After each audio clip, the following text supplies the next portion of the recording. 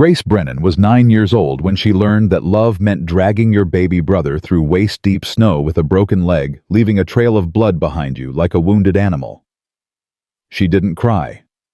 She'd stopped crying 3 months ago, the night she watched her stepfather push her mother down the old mining well.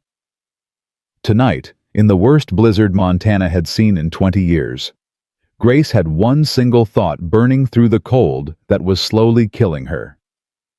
Keep Samuel alive. Keep moving. Find the light. If you want to know how 2 frozen children changed a broken cowboy's life forever, subscribe to our channel and stay until the end. Drop a comment telling us which city you're watching from. I want to see how far Grace's story travels tonight. The wind hit like a fist from God. Elijah Cole pulled his collar higher and squinted through the white hell swirling around him. His mare Belle stumbled, caught herself pushed forward through snow that reached her belly. "Easy, girl." His voice came out rough, barely audible over the howling wind. "Just checking the north fence, then we go home." Belle's ears flicked back at his voice. She'd been with him 11 years now, knew his moods better than any human alive. Not that there were many humans in Elijah's life anymore. He was 54 years old, owner of 500 acres of Montana grazing land, respected by neighbors, trusted by business partners, and completely, utterly alone. That was the way he wanted it, the way it had to be. 12 years ago, he'd buried his wife Martha and his daughter Lily in the small cemetery behind the ranch house. Yellow fever took them both in the same week while he was in town buying supplies. He'd come home to find Rosa Delgado, his housekeeper, sitting on the porch with tears streaming down her face. "They're gone, Elijah. I'm so sorry. They're both gone." He hadn't cried then, hadn't cried since. Something inside him had simply stopped. Belle snorted and tossed her head, pulling Elijah back to the present. The fence line stretched ahead, posts barely visible through the driving snow. He'd check another mile, maybe 2, then head back before the storm got worse. That's when he heard it. A sound that didn't belong in this frozen wilderness. A baby crying. Elijah reined in hard, his whole body going rigid in the saddle. Belle danced sideways, sensing his sudden tension. He held his breath, listened.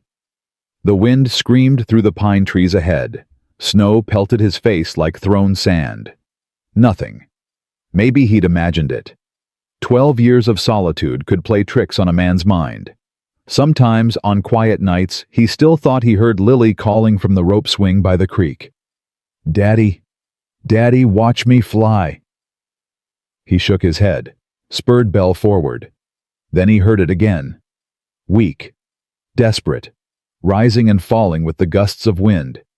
A baby's cry, unmistakable. Jesus Christ. Elijah kicked Belle into motion, driving her toward the pine grove where the sound seemed to originate. Branches heavy with ice and snow scraped against his shoulders as he pushed through. Cold water ran down his back where the snow melted against his skin. His heart hammered against his ribs. No baby should be out here. No living thing should be out here except fools like him and wolves looking for easy prey. The trees opened into a small clearing, and Elijah Cole's world changed forever.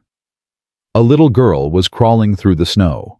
She couldn't have been more than 8 or 9, thin as a rail, wearing a coat that had probably been blue once, but was now frozen stiff and stained with something dark. Her right leg dragged behind her at an angle that made Elijah's stomach clench.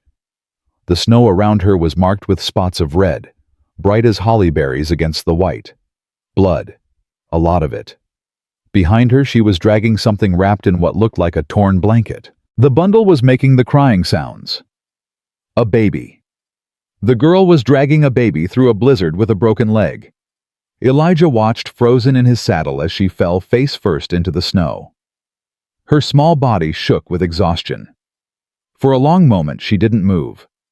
Then, slowly, painfully, she pushed herself up, adjusted her grip on the bundle, and kept crawling. Toward his fence line, toward his land. She knew where she was going. This wasn't random wandering. She was heading somewhere specific, moving with the desperate determination of someone who knew that stopping meant death. The second time she fell, she stayed down longer. Elijah could see her shoulders heaving, see her breath coming in visible puffs that were getting smaller, weaker. In her right hand, she clutched something, a stick, maybe 2 feet long, carved with marks along its edge. She wouldn't let go of it, even though her fingers had gone white with frostbite, even though holding it made crawling through the snow that much harder. The third time she collapsed maybe 50 yards from where Elijah sat, she didn't get up. The bundle in her arms stopped crying. That silence broke whatever spell had held Elijah motionless. He spurred Belle forward, snow flying from her hooves as she lunged through the drifts. He dismounted before she'd fully stopped, his boots sinking immediately into snow that reached past his knees. Up close, the child looked worse than he'd thought. Her lips were blue. Her small hands had gone black at the fingertips. She'd been out here for hours, maybe since before sunset. Elijah knelt beside her, his wool pants soaking through at the knees. "Child." His voice came out rough. He tried again, softer. "Child, can you hear me?"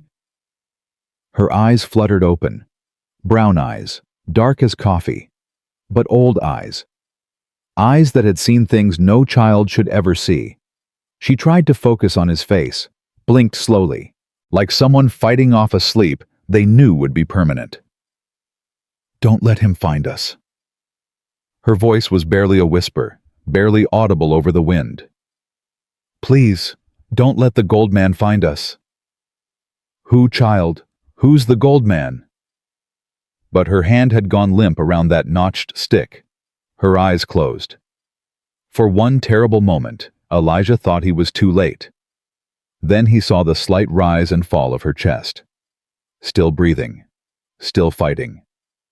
He unwrapped the bundle she'd been dragging with hands that shook from more than cold. A baby boy. Maybe a year old. Dark hair curling against his skull. Skin that had gone gray from the cold. The child's breaths were so shallow Elijah had to press his ear close to the tiny mouth to hear them. But breathing. Both of them still breathing. Elijah had seen dying men on Civil War battlefields. Knew the difference between mostly dead and all dead. These children were mostly dead, which meant they could still be saved. He lifted the girl first. She weighed almost nothing, like a bird with hollow bones. Her broken leg hung at a sickening angle, and he could see where white bone had pushed through the skin above her ankle. A compound fracture. The kind that in this cold with this much blood loss meant death within hours if it wasn't treated. The baby came next, wrapped carefully against his chest inside his heavy sheepskin coat. Mounting Belle was awkward. The girl whimpered in her unconscious state with every movement. But there was no helping it. Speed mattered more than comfort when death was racing against him. Elijah rode hard for the ranch house. "Stay with me now," he said, his voice steady, despite the fear clawing at his chest. "You hear me? Both of you stay with me. Got a warm house waiting. Best woman in Montana to take care of you. Rosa Delgado can doctor anything from colic to gunshots." The girl stirred slightly against his chest. Her lips moved, but no sound came out. "That's right. Keep fighting. I didn't lose my family to lose 2 more tonight. You understand me. I won't allow it." The word surprised him. He hadn't thought about Martha and Lily in months. Hadn't spoken their names out loud in years. But something about this girl, the way she'd kept crawling through that snow, dragging her brother, refusing to give up, had cracked open something he'd kept locked away for a very long time. The ranch house appeared through the blizzard like salvation itself. Yellow light glowed from the kitchen windows. Smoke curled from the chimney. Safety. Warmth. Life. Elijah burst through the kitchen door without ceremony. Rosa Delgado took one look at him and started moving. "Dios mío! Put them on the table, quickly."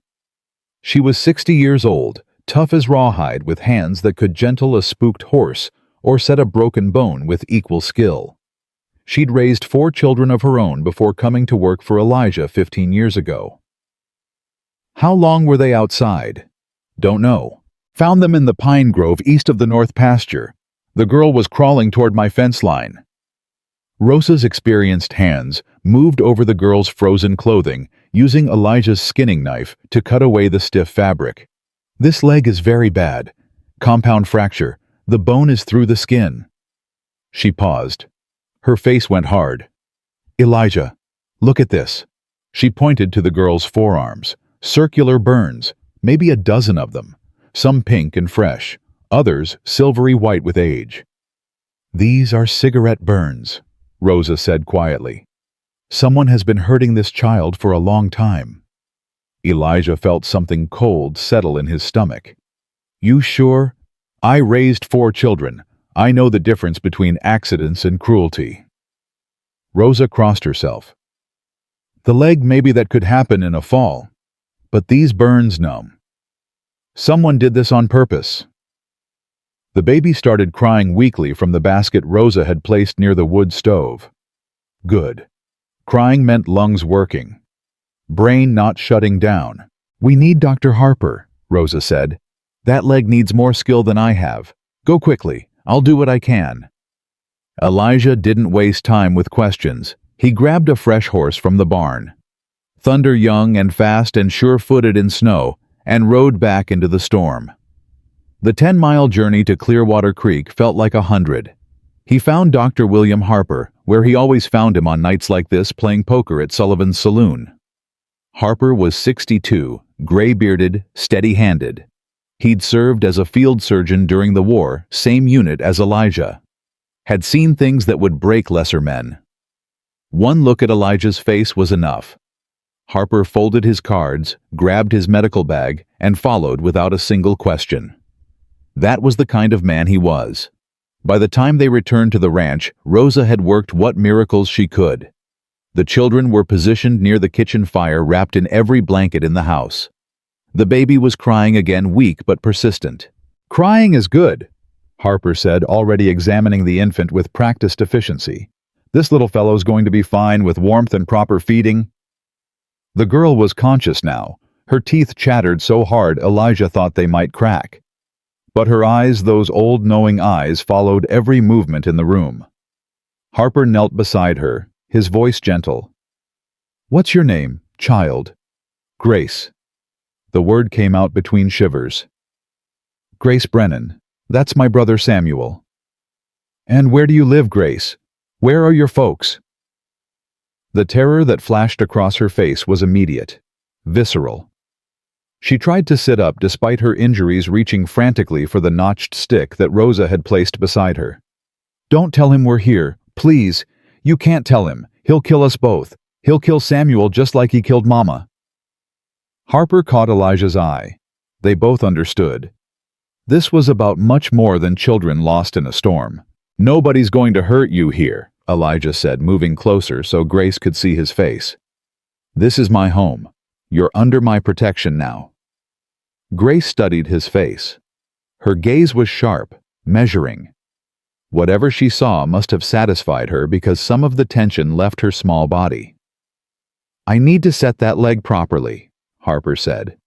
I won't lie to you, Grace. It's going to hurt. I know. Her voice was quiet but steady. Everything hurts now. Just don't let go of my hand. When Mama set my arm that time, she held my hand the whole time. It helped. Elijah took her small hand in both of his and held on.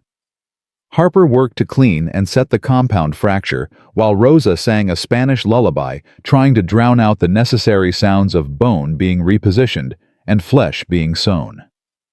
Grace screamed twice, sounds that seemed to come from somewhere deeper than her lungs. But she never tried to pull her hand away from Elijah's grip. When Harper finally finished, Grace was still conscious, still holding tight. You're about the bravest young lady I've ever had the privilege to doctor, Harper said, wiping his instruments clean. Grace's eyelids were growing heavy as the laudanum Harper had given her for pain began to take effect. But before she drifted off, she started talking, words tumbling out like water through a broken dam. Water rights 1862. Clearwater Creek Senior Claim. Cole and Brennan Joint Filing. Document 347B. Her voice was thick with exhaustion and medicine. Mama made me memorize all of it. She said if anything happened, I should find a judge and tell him the words. She said the words would save us. Her hand tightened around that notched stick one more time. Don't let him take the stick. It proves everything. It proves what he did to Mama. It proves what he did to Papa. Then sleep took her. The kitchen grew quiet. Harper finished cleaning his instruments. "What do you make of that?" he asked. Elijah picked up the wooden stick and examined it in the lamplight. Old, worn smooth by decades of use. Made from hardwood that had darkened with age. Along one edge, careful notches had been carved at precise intervals, each marked with dates scratched in tiny numbers. "Water rights," Elijah said slowly. "This is a water gauge stick. My grandfather had one just like it." He studied the dates. The earliest was 1862. Cole and Brennan Joint Filing. My grandfather was Samuel Cole. And if what Grace said is true, those children have a legal claim to half the water in Clearwater Creek, Harper finished. Senior rights that predate every other claim in the valley. Rosa spoke from the window, her voice tight.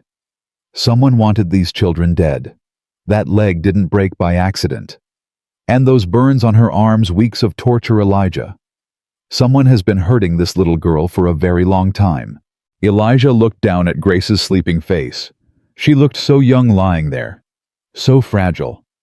But she'd crawled through a blizzard with a broken leg, dragging her baby brother, refusing to give up. That wasn't fragile. That was iron. "Whoever did this," Elijah said quietly, "whoever this gold man is that she's afraid of, he's going to come looking for them." "And when he does?" Harper asked. Elijah's jaw tightened. "When he does, he'll find me waiting." Outside, the wind howled against the windows. Inside, two children slept near the fire, finally warm, finally safe. For now. But Elijah had been a soldier once. Had learned to read danger the way other men read newspapers. And everything about this situation told him the real storm hadn't even started yet. He settled into the chair beside Grace's makeshift bed, his rifle within easy reach, and waited. Grace woke to the smell of bacon frying and the sound of a woman humming in Spanish. For one terrible moment, she thought she was back in the cabin with Mama.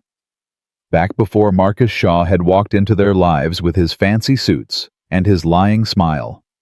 Then the pain hit. Her leg throbbed like someone was driving a hot poker through the bone.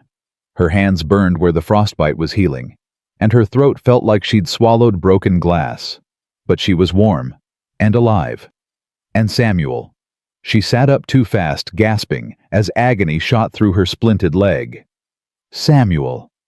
Easy, mija. Rosa appeared beside her, gentle hands pressing her back down. Your brother is right here. See, sleeping like an angel. Grace turned her head and saw Samuel in a basket near the stove, wrapped in quilts, his tiny chest rising and falling with steady breaths. Tears burned her eyes. She'd done it. She'd actually done it. You saved him, Rosa said softly, smoothing Grace's tangled hair back from her face. You carried your brother through a storm that would have killed a grown man. That takes a special kind of strength, Nina. Mama told me to protect him, no matter what. And you did. Your mama would be proud. Grace's throat tightened. Mama's dead. Mr. Shaw killed her. Rosa's hand stilled on her hair. I know, child. You told us last night. Do you remember? Grace nodded. She remembered everything. The words she'd memorized. The stick she'd been clutching. The tall man with the scarred face who'd held her hand while the doctor fixed her leg. Where's the man? The one who found us? Elijah.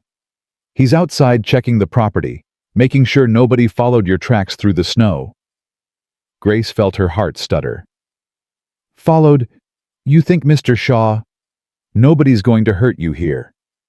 Rosa's voice was firm. Elijah Cole may be the most stubborn, closed-off man in Montana territory, but when he decides to protect something heaven and hell together, couldn't move him. The kitchen door banged open. Grace flinched hard, her hands flying up to shield her face before she could stop herself. But it was just Elijah stomping snow off his boots, his face red from the cold. He noticed her flinch. Something flickered in his eyes. Anger, but not at her. "Storm's breaking," he said, hanging his coat by the door. "Should have clear skies by noon." "That means the roads will be passable," Rosa said quietly. "It does." Grace understood what they weren't saying. Clear roads meant whoever was looking for her could travel too. "Mr. Cole." Elijah turned to her. "Just Elijah, child. Mr. Cole was my father." Elijah. The name felt strange on her tongue. Safe somehow. "The stick. The measuring stick. Where is it?" "Right here." He picked it up from the mantelpiece and brought it to her. "You held onto this thing like your life depended on it." "It does." Grace took the stick and clutched it against her chest. "This was my grandfather's. And his father's before him. Mama said it proves our family's water claim, the oldest claim in the whole valley." Elijah pulled a chair close to her makeshift bed and sat down. His movements were slow, careful, like he was trying not to spook a wild animal. "Tell me about this water claim, Grace." "It's from 1862, Clearwater Creek. My great-grandfather Marcus Brennan and your grandfather Samuel Cole filed it together. They were partners." Elijah's eyebrows rose. "My grandfather never mentioned a partner." "Maybe he died before he could tell you. My great-grandfather died young, but the claim passed to his son, then to my papa, then to me and Samuel when Papa died. And this stick proves the claim." Grace nodded. "Every spring the men in my family measured the water level and carved the date. Mama said it's legal proof, senior rights, worth more than all the gold in Montana." Elijah studied the stick, running his thumb over the carved notches. She was right. Senior water rights to Clearwater Creek would control every ranch, every mine, every business in the valley. "That's why Mr. Shaw wanted it." Grace's voice dropped to a whisper. "That's why he killed Mama." Rosa crossed herself and turned away to check on Samuel. Elijah leaned forward, his elbows on his knees. "Tell me about Shaw, Grace. Everything." Grace took a deep breath. The memories hurt worse than her broken leg. "He came to our house last spring, right after Papa died in the mining accident." "What kind of accident?" "The tunnel collapsed. They said it was bad timber, but Mr. Shaw was the one who sold Papa that timber." Grace's small hands tightened on the measuring stick. "Mama didn't think about that until later, until it was too late." Elijah's jaw clenched. "Go on." "Mr. Shaw said he was a lawyer. Said he wanted to help Mama with Papa's affairs. He was so nice at first. Brought us food. Fixed things around the cabin. Made Mama laugh." Grace remembered how her mother had looked at Shaw in those early days. Hopeful. Like maybe things would be okay after all. When did he change? After the wedding. It was like a switch flipped inside him. He started asking about papers, documents. He wanted Mama to sign things, but she wouldn't do it. "What kind of things?"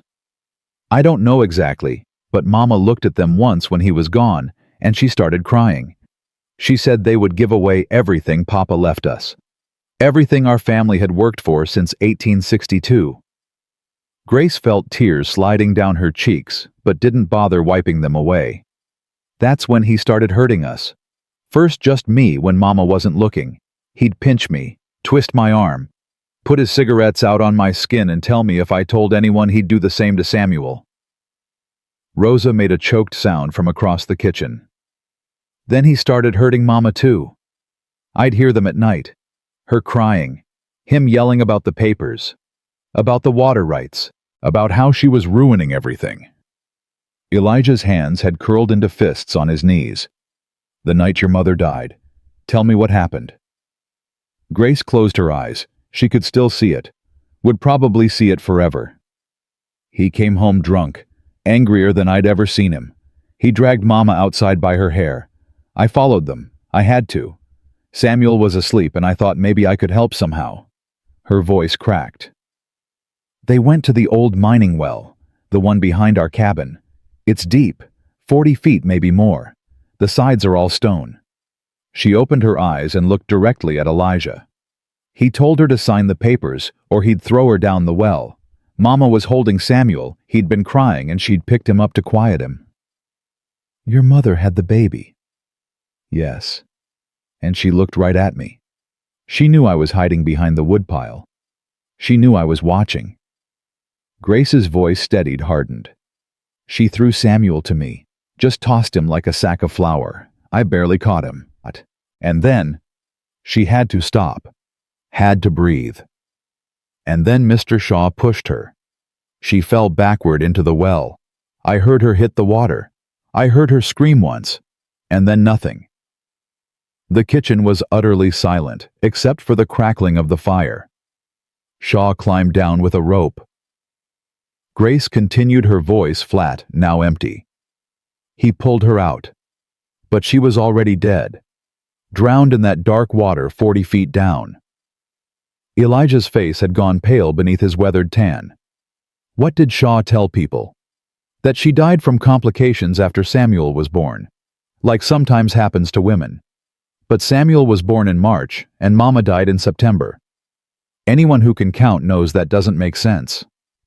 The doctor who signed the death certificate, Dr. Hayes, he left town right after, packed up in the middle of the night and went to California.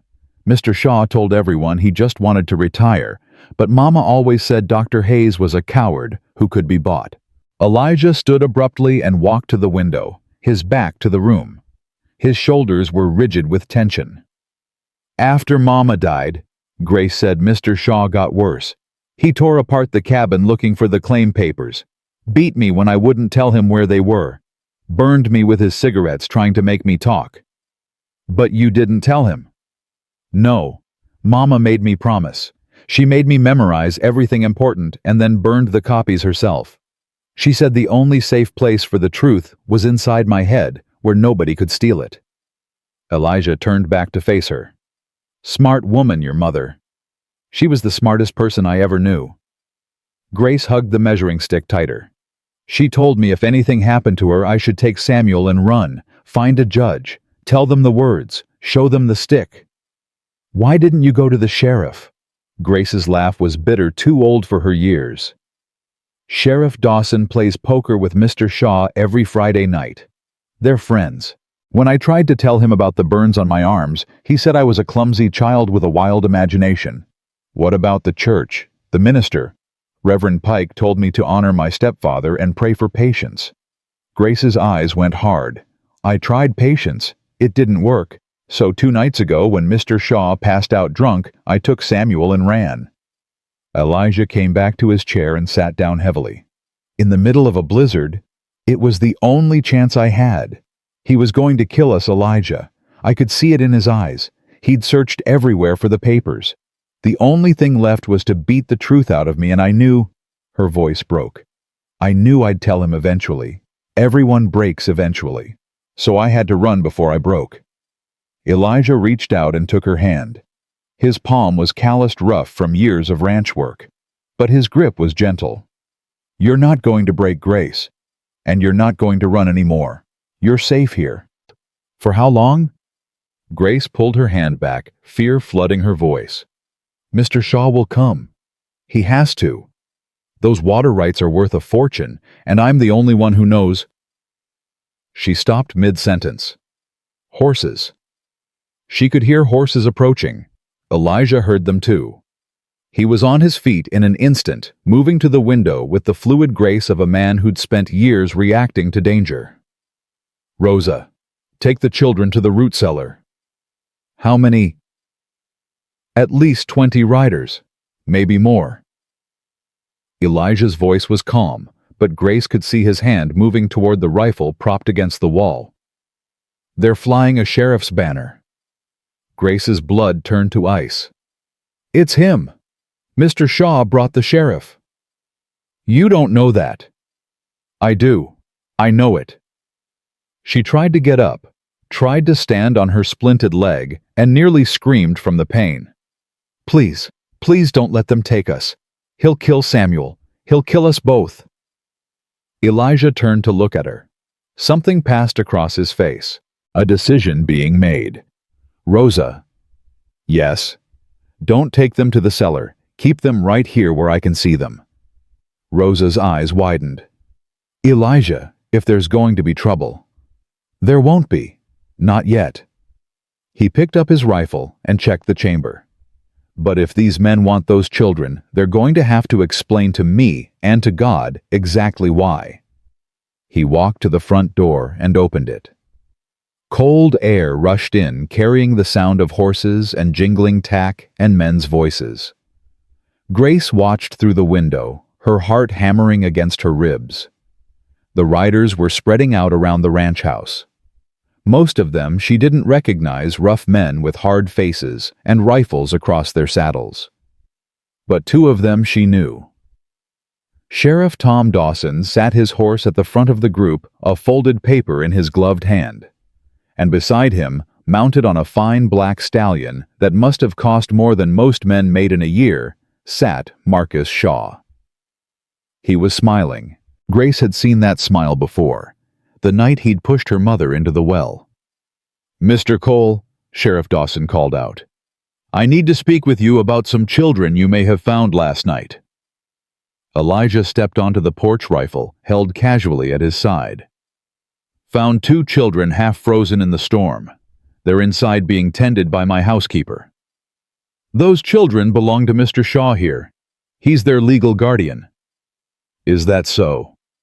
Shaw nudged his horse forward a few steps.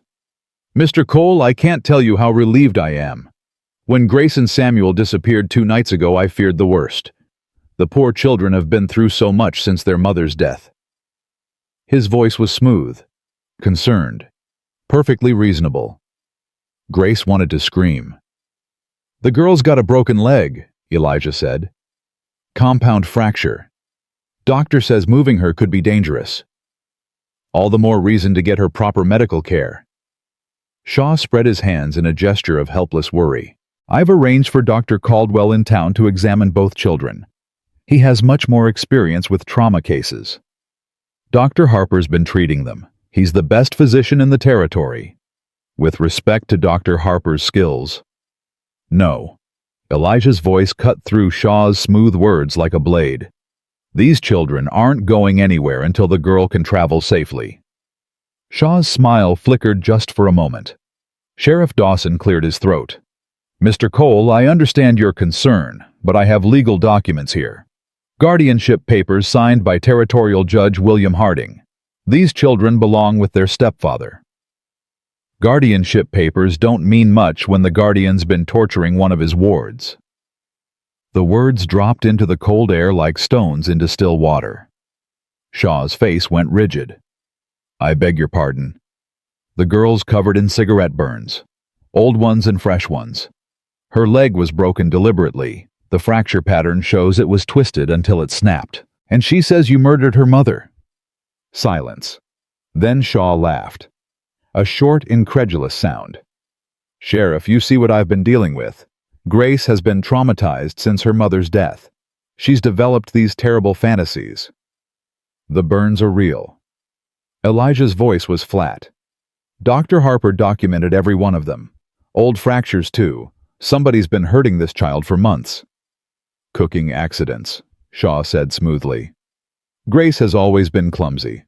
I've tried to teach her to be more careful, but children will be children. Grace couldn't stay silent anymore. He's lying.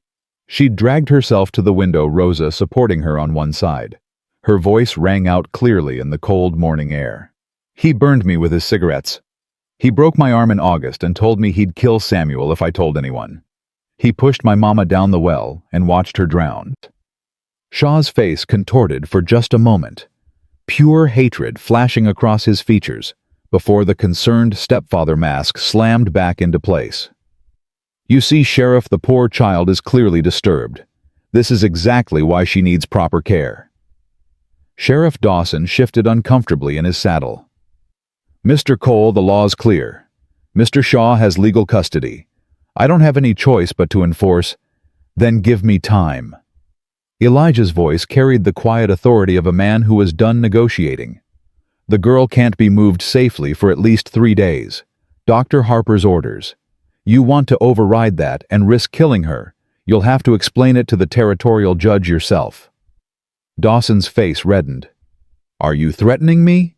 I'm stating facts. A dead child on your watch wouldn't look good come election time. Give me 72 hours.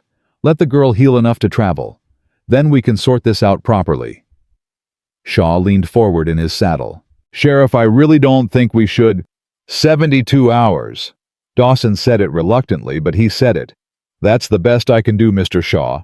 The weather's too dangerous, and the child's too badly injured. But we'll be back Thursday at noon. Shaw's mask slipped again, revealing the calculation beneath. Very well. He pulled his horse around, then paused, looking directly at Elijah. Enjoy these 3 days, Mr. Cole, because when I get those children back. He let the threat hang in the air unfinished. Then the whole group was riding away, hooves churning through the snow, leaving Elijah standing alone on his porch. Grace felt Rosa's arms tighten around her shoulders. It's okay, mija. You're safe. For 3 days. Grace watched Shaw's retreating figure until it disappeared over the hill. And then he's coming back. Elijah came back inside, closing the door firmly behind him. Rosa, send word to Dr. Harper. Tell him I need him to document every injury on that child with photographs, if he can manage it. I want evidence that will stand up in any court in the territory. And then, Elijah looked at Grace. His eyes had changed since that morning. They weren't empty anymore. There was fire there now. Purpose. And then we're going to prove that Marcus Shaw is a murderer. And we're going to make sure he hangs for it. Grace felt something loosen in her chest. For the first time since the night Mama died, she felt something other than fear. She felt hope. Can I help? She asked. Elijah knelt beside her, bringing his face level with hers. You've already helped Grace. You survived. You saved your brother. You remembered everything your mama taught you. He put his hand on her shoulder, solid and warm. Now you're going to rest and heal. Let the grown-ups handle the fighting for a while. But I know things that could help. I know you do. And when the time comes, you'll tell us everything. But right now, the most important thing you can do is get strong. Can you do that for me? Grace nodded slowly. Good girl. Elijah stood and walked to the window, looking out at the empty landscape where Shaw and his men had disappeared. Grace watched him standing there, this stranger who'd found her dying in the snow, and decided she was worth saving. She didn't understand why he cared, didn't understand why he'd risk so much for children he'd never met. But for the first time in months, she wasn't alone. And for right now, that was enough. The afternoon passed in a blur of activity. Dr. Harper arrived with his camera equipment, a new contraption he'd ordered from back east. He photographed every burn, every bruise, every old injury on Grace's body. His hands were gentle, but his face grew grimmer with each new piece of evidence. I've seen soldiers come out of prison camps looking better than this child, he said quietly to Elijah when he thought Grace couldn't hear. But Grace heard. She heard everything, always had. It was how she'd survived this long. Rosa fed her soup and made her drink bitter tea that she said would help with the healing.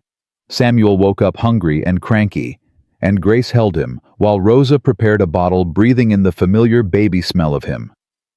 I kept my promise, Mama, she whispered into his dark hair. I kept him safe. As the sun began to set, painting the snow outside in shades of orange and pink, a new sound broke the quiet. More horses. Grace tensed, but Elijah held up a hand. It's okay. These ones are friendly. A tall man in a black coat rode up to the house, accompanied by 2 deputies wearing federal badges. Elijah Cole. The man's voice carried the weight of authority. That's me. I'm Federal Marshal James Crawford. I got word you might have evidence of fraud and murder involving railroad interests. Elijah's eyebrows rose. Word travels fast.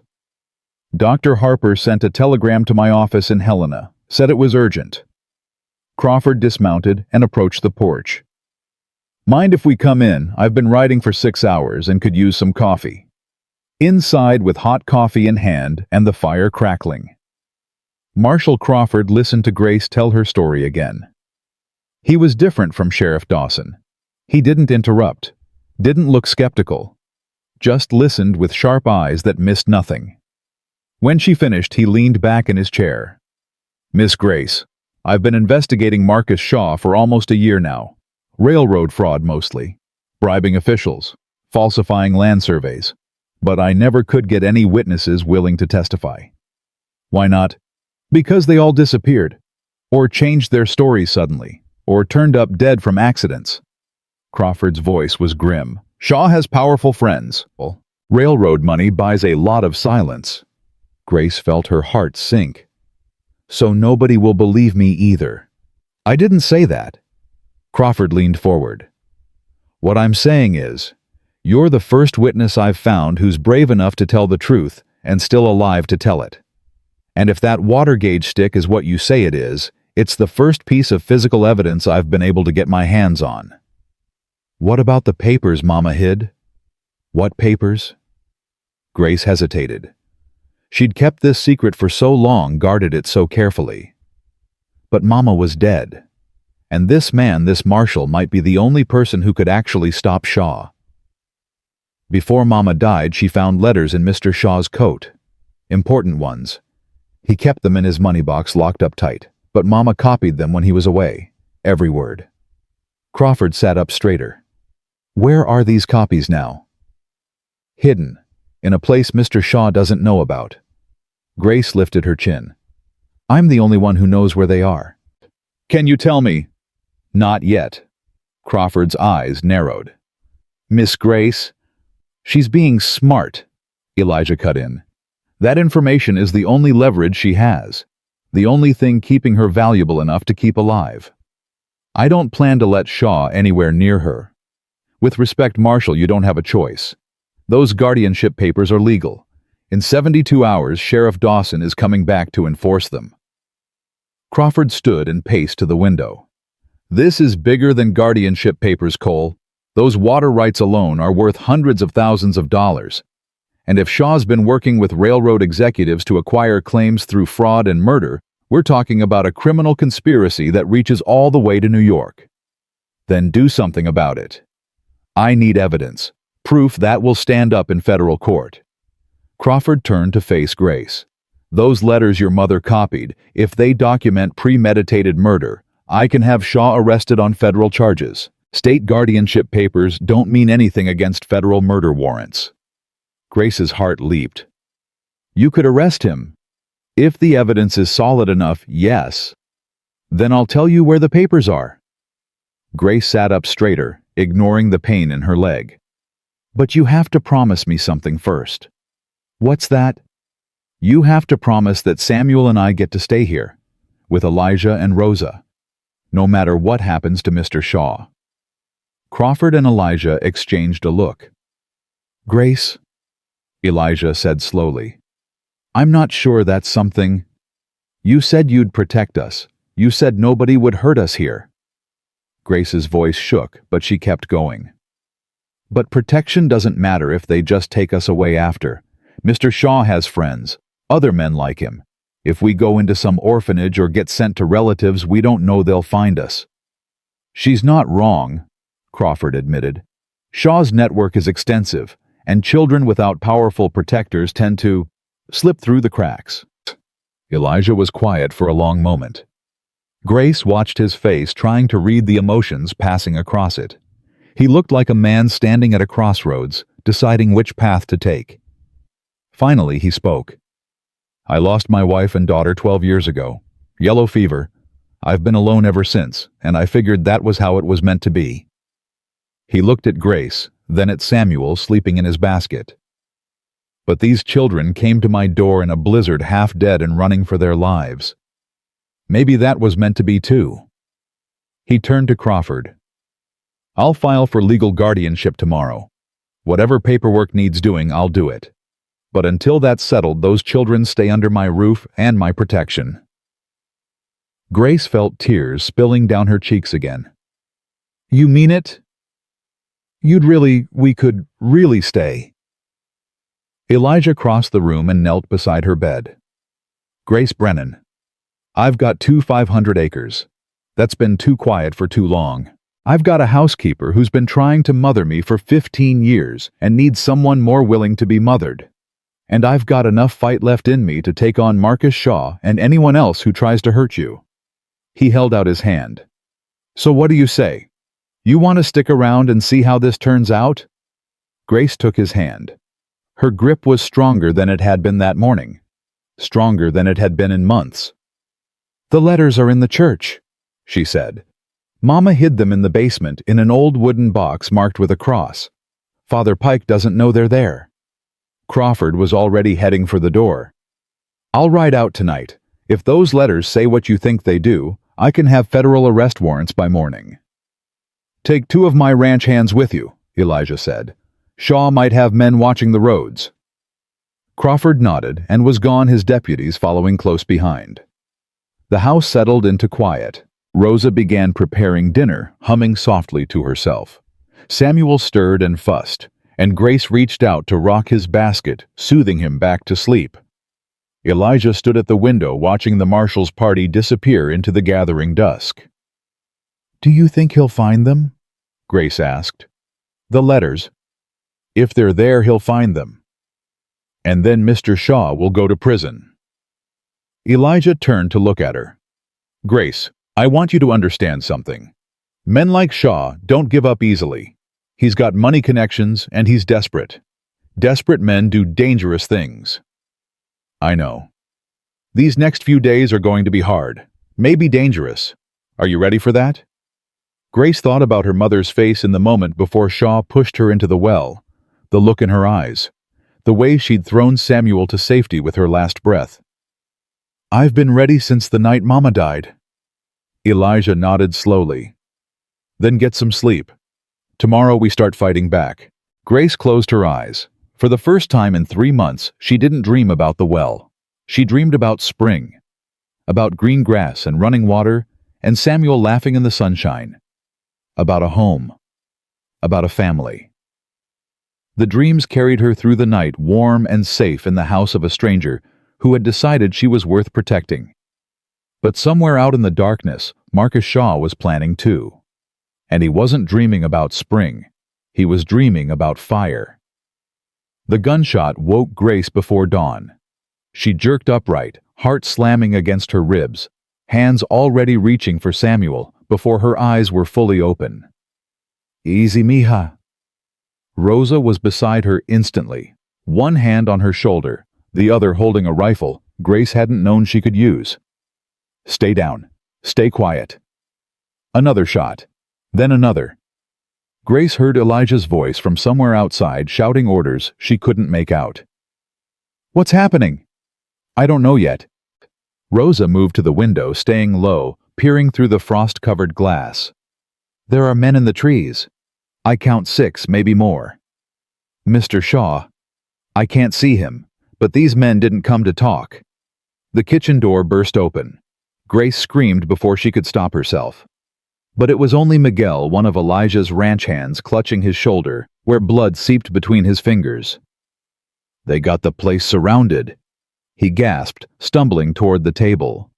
8 rifles at least, professional killers every one of them. Rosa was already tearing strips from a clean cloth, pressing them against Miguel's wound. Where's Elijah? Front porch, returning fire. He sent me to check on you and the children. Grace's mind raced. 8 men. Professional killers. Shaw had brought an army. The marshal, she said. Marshal Crawford, did he make it to the church? Miguel shook his head. Don't know. He left before midnight. Should have been back by now if everything went smooth. If everything went smooth. But nothing had gone smooth since the night Mama died. The shooting intensified. Glass shattered somewhere in the front of the house, and Grace heard Elijah curse a sound she'd never heard from him before. "Rosa," his voice came from the hallway. "You and the children get to the root cellar, now." "No." Grace was already trying to stand, ignoring the screaming pain in her leg. "I'm not hiding while people die for me." Elijah appeared in the kitchen doorway. His face was grim, a cut bleeding on his forehead, but his eyes were calm. The eyes of a man who'd seen worse. "Grace, this isn't a discussion." "You're right, it's not." She grabbed the measuring stick from beside her bed. "Mr. Shaw wants me. He needs me alive to find out where those papers are. As long as I'm visible, he won't risk killing everyone." "She's got a point," Miguel said through gritted teeth as Rosa tied off his bandage. "They ain't shooting to kill, just keeping us pinned down." Elijah stared at Grace for a long moment. "You're 9 years old. I'm the only one Mr. Shaw can't afford to hurt, not yet." Grace's voice was steadier than she felt. "Let me help." Another volley of shots peppered the house. Someone outside shouted and the firing stopped. Then a voice Grace knew all too well echoed across the snow. "Cole, Elijah. Cole. I want to talk. Shaw." Elijah moved to the front window, staying to the side where he couldn't be easily targeted. "Talk about what, Shaw?" "How you've got 8 hired guns surrounding my property."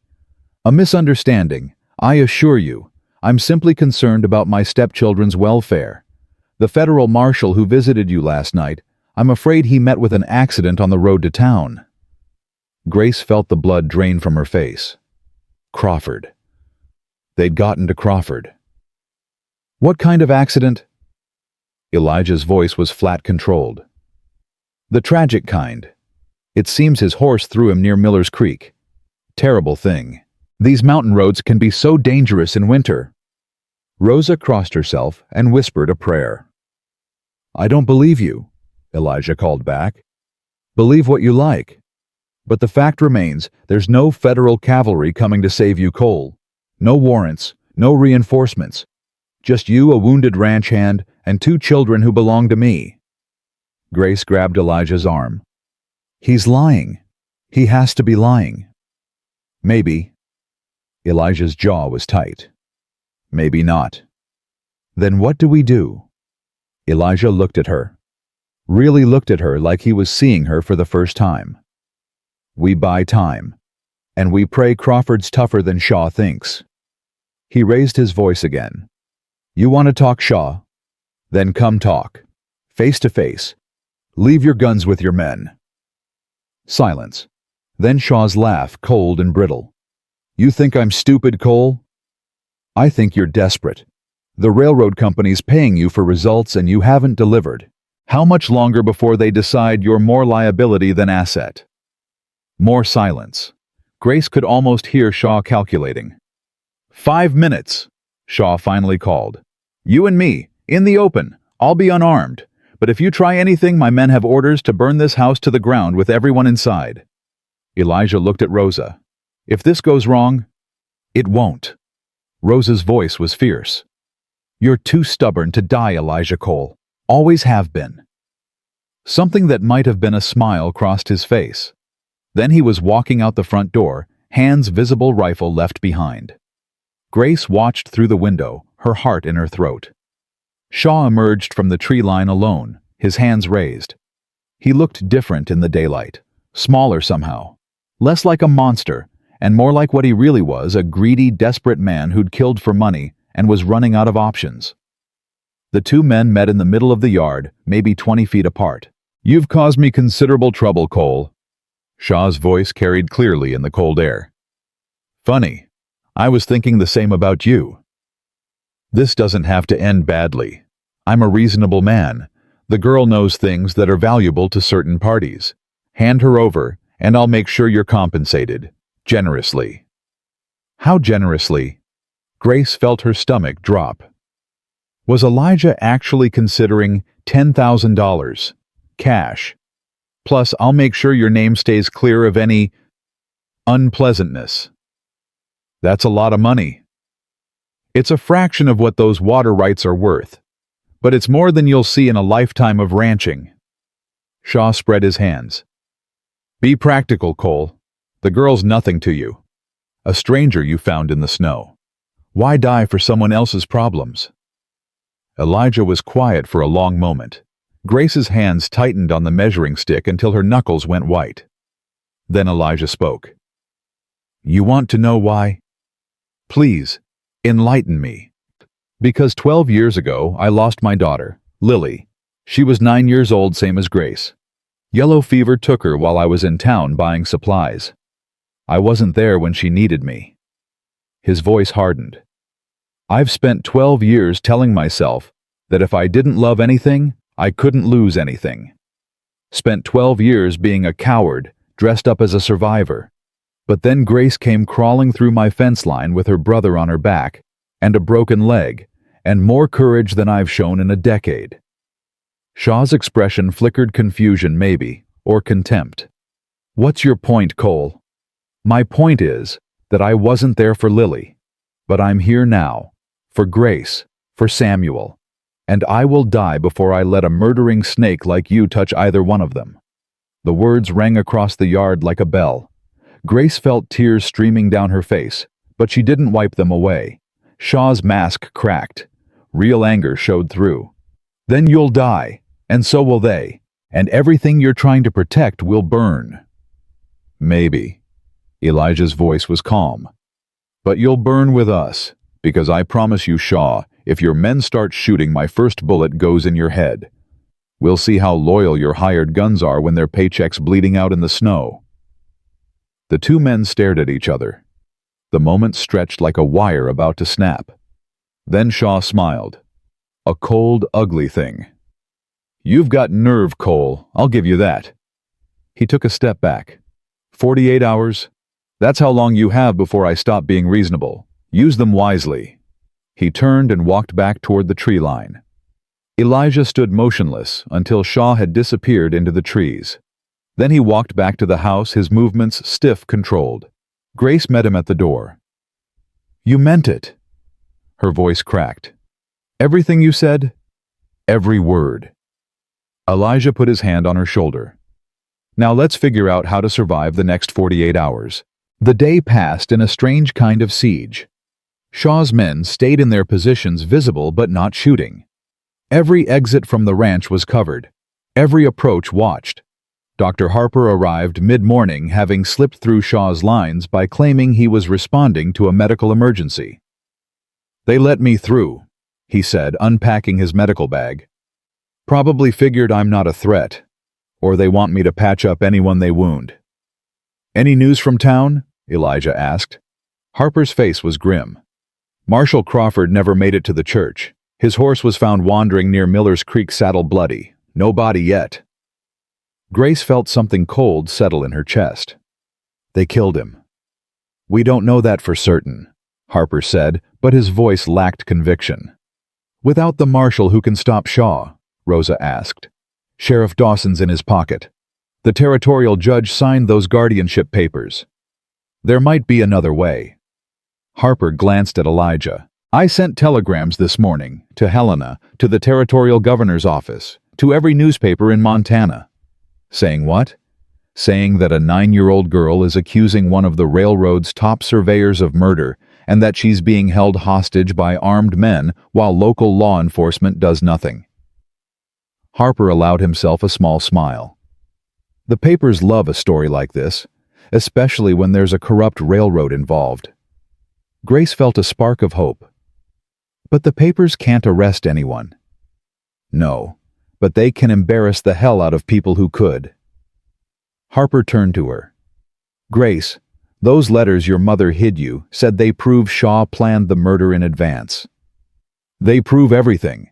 Names, dates, money. The railroad was paying him to acquire water rights by any means necessary." "Then we need to get those letters. Without them, it's your word against his. And unfortunately, courts don't always believe children." "I'll go." Grace tried to stand again. "And I know exactly where they are." "Absolutely not." Elijah's voice left no room for argument. "You can barely walk, and Shaw's men are watching every inch of this property. Then who? The room fell silent. Rosa spoke first. I could go. After dark. Shaw's men don't care about an old Mexican woman. They're looking for the children, not the help. It's too dangerous, Elijah said. So is doing nothing. Rosa's eyes were fierce. This little girl carried her brother through a blizzard to save his life. I can walk 2 miles to a church. Grace grabbed Rosa's hand. The storage room is in the back of the basement. There's a wooden box with a cross carved on the lid. The papers are inside, wrapped in oilcloth. I'll find them. Rosa, Elijah started. Don't. She cut him off with a look. I've been taking care of you for 15 years, Elijah Cole. Let me do this one thing. Something passed between them. History. Trust. The kind of bond that didn't need words. Finally, Elijah nodded. After dark, take the back trail through the creek bed. It'll add an hour, but Shaw's men won't expect anyone to go that way in winter. Rosa squeezed Grace's hand. I'll be back before dawn, with those papers. The afternoon crawled by. Grace couldn't eat, could barely drink the tea Rosa pressed on her. Every sound made her jump. Every shadow at the window made her heart race. Samuel seemed to sense the tension. He fussed more than usual, refusing to settle, until Grace sang to him the same lullaby Mama used to sing. Hush, little baby, don't say a word. Her voice cracked on the familiar words. Mama had sung this, in the cabin by the fire, before Shaw, before everything went wrong. You've got a nice voice. Grace looked up. Elijah was standing in the doorway watching her with an expression she couldn't read. Mama taught me. She taught you a lot of things. He came closer, settled into the chair beside her bed. Not just songs. How to survive, how to be brave, how to protect what matters. She taught me how to remember. Grace looked down at the measuring stick still clutched in her hands. Every night she'd make me practice. The water rights claim, the dates, the words from the railroad letters, over and over until I could say them in my sleep. She knew Shaw was dangerous. She knew he'd kill her eventually. She just wanted to make sure we had a chance. Grace's voice broke. She gave me everything. Her secrets, her strength, her life, and I couldn't save her. I watched him push her, and I didn't do anything. You were 8 years old. I should have screamed, should have tried to stop him. And he would have killed you too. Then who would have saved Samuel? Grace didn't have an answer for that. Elijah leaned forward. Listen to me, Grace. Your mother made a choice that night. She chose to protect you and your brother knowing it would cost her everything. That wasn't your fault. That was her gift. It doesn't feel like a gift. It feels like... Grace struggled for words. It feels like a weight. Like I'm carrying her inside me everywhere I go. That's exactly what it is. Elijah's voice was rough with something that sounded like old pain. When Martha and Lily died, I carried them for years. Still do. But somewhere along the way, the weight stopped being a burden and started being an anchor. Something that kept me connected to who I used to be. Grace looked at him. Really looked at him for the first time. You lost your daughter. I lost everything. And I spent 12 years pretending I was fine with that. He shook his head. I wasn't fine. I was just afraid. Afraid that if I let myself love anything again, I'd have to feel that pain again. So why did you help us that night in the storm? You could have left us there. Elijah was quiet for a long moment. I heard you crying. Or I thought I did. But when I got closer, you weren't crying at all. You were crawling through the snow with a broken leg, dragging your brother, not making a sound. His voice dropped. And I thought, that's the bravest thing I've ever seen. Braver than anything I did in the war. Braver than anything I've done since. And if a little girl can be that brave, what's my excuse for hiding from life? Grace felt something shift inside her.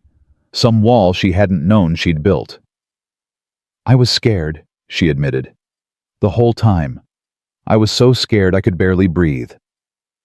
That's what makes it brave. Elijah put his hand on hers. Courage isn't about not being afraid. It's about being terrified and doing what needs to be done anyway. Before Grace could respond, Rosa appeared in the doorway. It's dark enough. I'm going. She'd changed into dark clothes, wrapped a black shawl around her shoulders. She looked determined, ready. Elijah stood. Be careful. Aren't I always? Rosa crossed to Grace and kissed her forehead. I'll be back before you wake up Mija, with everything we need to bury that man. Then she was gone, slipping out the back door into the darkness. Grace lay awake watching the shadows move across the ceiling. Every hour felt like a lifetime. Elijah paced between windows, rifle in hand, watching for any sign that Shaw's men had spotted Rosa. Dr. Harper dozed in a chair near the fire, exhausted but refusing to leave. Midnight came and went. 1 o'clock. 2 o'clock. Still no Rosa. Something's wrong. Grace couldn't keep quiet anymore. She should have been back by now. The creek bed route is slow, Elijah said, but there was tension in his voice. She's probably just being careful. Or Shaw's men caught her, or she got lost, or... Grace. Elijah turned to face her. Worrying won't help. Try to rest. I can't rest. I can't. A gunshot shattered the silence, then another, then a woman's scream. Grace's blood turned to ice. Rosa. Elijah was already moving, grabbing his rifle, heading for the door. Stay here, both of you. Elijah. But he was gone, disappearing into the darkness outside. Dr. Harper was on his feet, reaching for his own weapon. Get to the cellar, Grace. Take Samuel and... More gunshots. Shouting. The unmistakable sound of men fighting. Grace struggled to her feet, ignoring the agony in her leg. She couldn't hide. Couldn't cower in a cellar while people died for her. She grabbed the measuring stick and hobbled toward the window. Outside chaos. Torches flickered in the darkness. Men on horseback circled the property.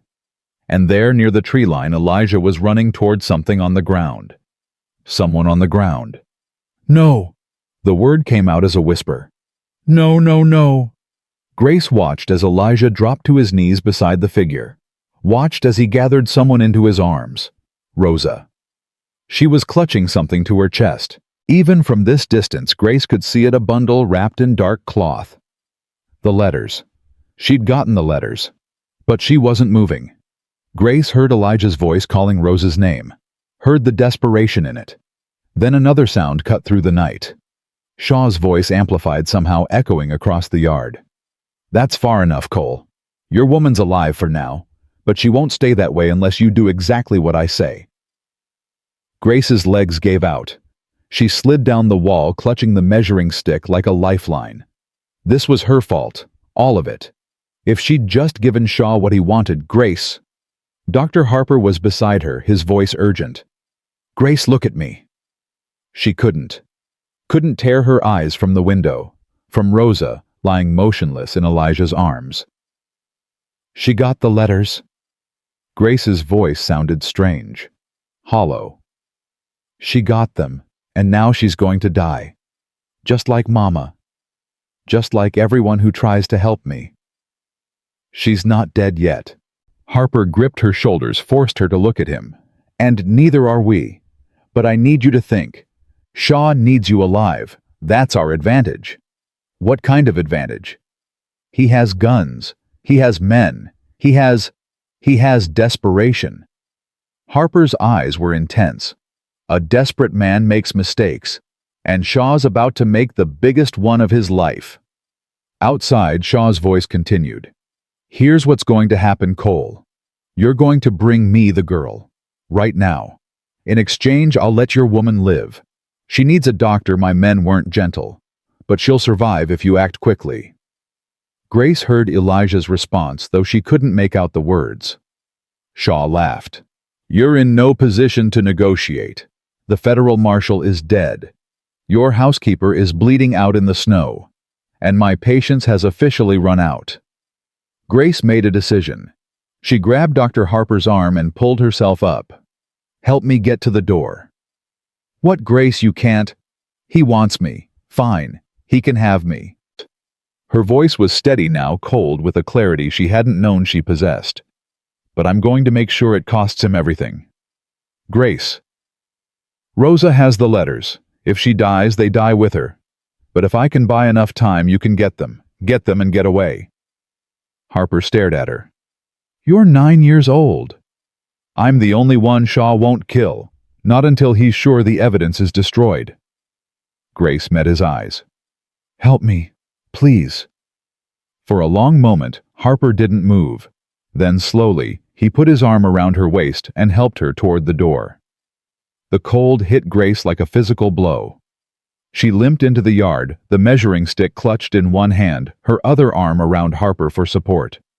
"Stop!" Her voice rang out surprisingly strong. Shaw and Elijah both turned. "I'll come with you." "Grace, no." Elijah started toward her. "Stay back." She raised the measuring stick. "This proves our water claim. Senior rights to Clearwater Creek. Without it, you have nothing, Mr. Shaw. No evidence, no claim, nothing the railroad will pay for." Shaw's eyes fixed on the stick like a wolf watching prey. "Smart girl. Smarter than your mother, maybe. I want your word. Rosa lives. Elijah lives. Dr. Harper takes Samuel somewhere safe. And in exchange, I come with you.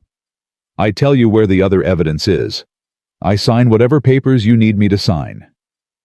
Elijah's voice was anguished. "Grace, you can't trust him. He'll kill you the moment—" "I know."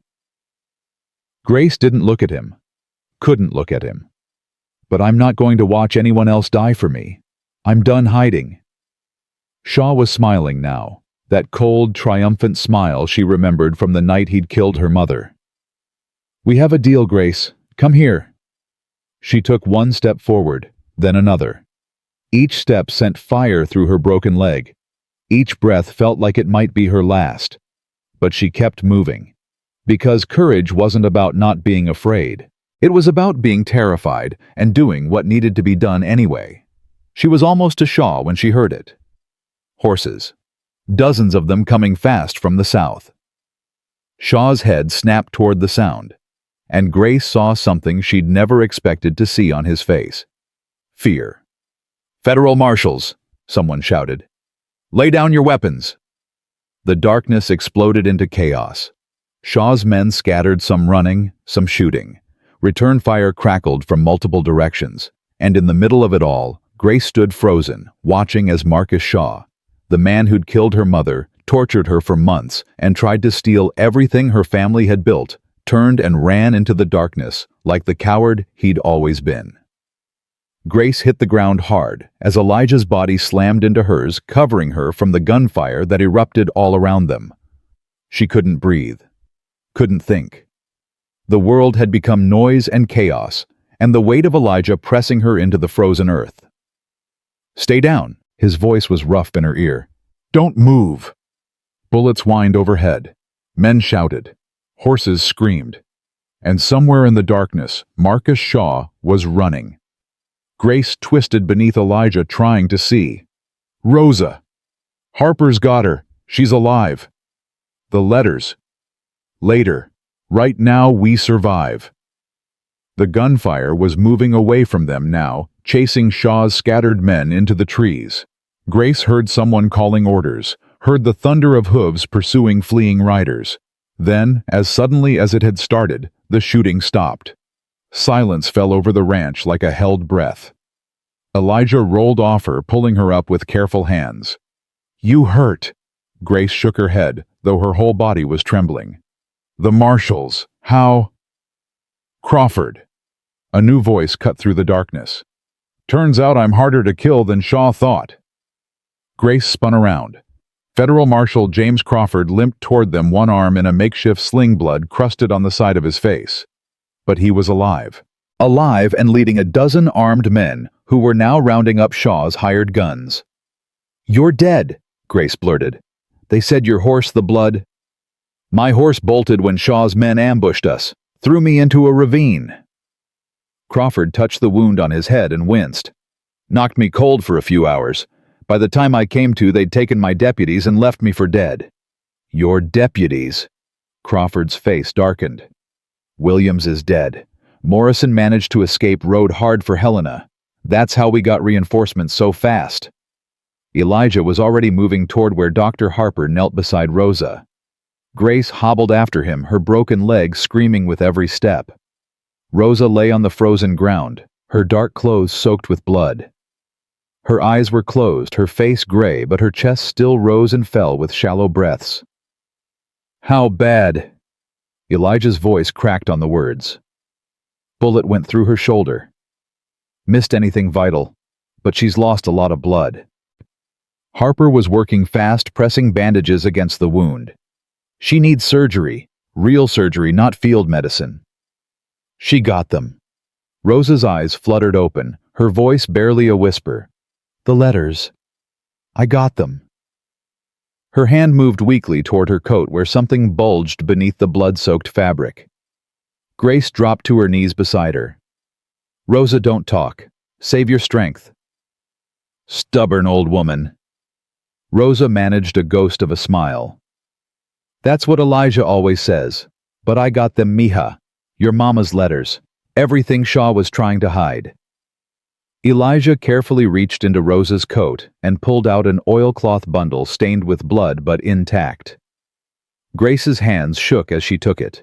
Inside were papers, dozens of them, letters on railroad company letterhead, contracts with signatures, dates and dollar amounts and names, everything Mama had found, everything she'd died to protect.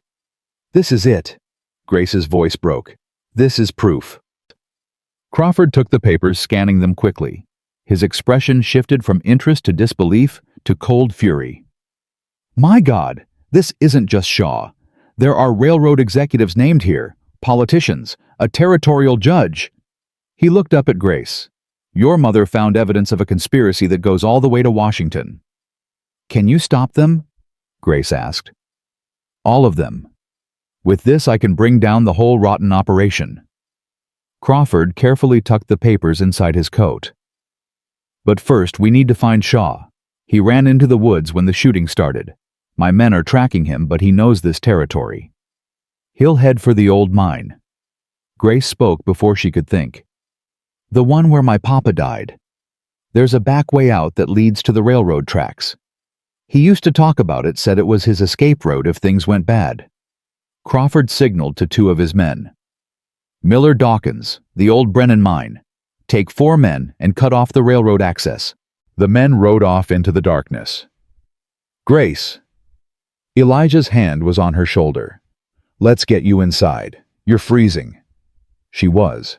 She hadn't noticed until now, but her whole body was shaking, and not just from fear. Rosa. We'll bring her in. Harper's going to take care of her. Elijah's voice was gentle, but firm. You've done enough. Let us handle the rest. Grace wanted to argue, wanted to see this through to the end, but her leg had gone from pain to something worse. A numb tingling that meant she'd pushed it too far. And Samuel was inside alone, except for one of Crawford's deputies, probably terrified by all the shooting. Okay. The word came out small, exhausted. Okay. Elijah carried her into the house. Samuel was screaming in his basket face, red, tiny fists waving in the air. The deputy standing guard looked relieved to see them. Poor little guy's been crying since the shooting started. Couldn't get him to settle. Grace reached for her brother. Give him to me. The deputy lifted Samuel and placed him in Grace's arms. Instantly, his screaming subsided to hiccups and sniffles. His small hand found her braid and held on tight. It's okay, Grace whispered, rocking him gently. It's okay, Samuel. I'm here. I've got you. She looked down at his face so much like Mama's with those dark eyes and that stubborn little chin and felt something break open inside her. They'd done it. Against all odds, against everything Shaw had thrown at them, they'd survived. Mama's sacrifice hadn't been for nothing. The night blurred after that. Dr. Harper brought Rosa inside and operated on her shoulder right there on the kitchen table. Grace couldn't watch, but she couldn't leave either, so she sat in the corner with Samuel and listened to the sounds of medicine being practiced and prayers being whispered. Elijah paced like a caged animal, stopping every few minutes to check on Rosa, then resuming his restless circuit of the room. "She's tough," Harper said during a brief pause. "Toughest woman I know. If anyone can pull through this, it's Rosa." "She shouldn't have gone." Elijah's voice was rough with guilt. "I should have found another way." "She chose to go. Same as Grace chose to walk out there and face Shaw." Harper met Elijah's eyes. "The women in this house are braver than both of us put together. Maybe it's time we accepted that." Grace pretended not to hear, but the words settled somewhere warm inside her. Dawn was breaking when Marshal Crawford returned. His face told Grace everything before he spoke a word. "You didn't find him." "We tracked him to the mine. Found signs he'd been there recently. But the back tunnel had collapsed either from age or he triggered it deliberately to cover his escape." Crawford removed his hat and ran a hand through his hair. "We've got men watching all the roads, all the train stations. He won't get far." "He'll get far enough." Elijah's voice was bitter. "Men like Shaw always do." "Not this time." Crawford pulled out the blood-stained bundle of letters. "These documents implicate powerful people. Very powerful people. The kind who will throw Shaw to the wolves to save themselves." He looked at Grace. "Your mother was smart to make copies. The originals might have been destroyed, but these will be enough to issue federal warrants." "Warrants for who?" Grace asked. "Shaw, obviously, but also Franklin Mercer, director of the Pacific Mountain Railroad, Senator William Hartley, Judge Thomas Blackwell, the same judge who signed Shaw's guardianship papers." Crawford's smile was grim. "By the time these letters reach Washington, half the territorial government will be under investigation." Grace should have felt triumph, should have felt satisfaction. Instead, she just felt tired. "What happens now? To me and Samuel?" Crawford and Elijah exchanged a look.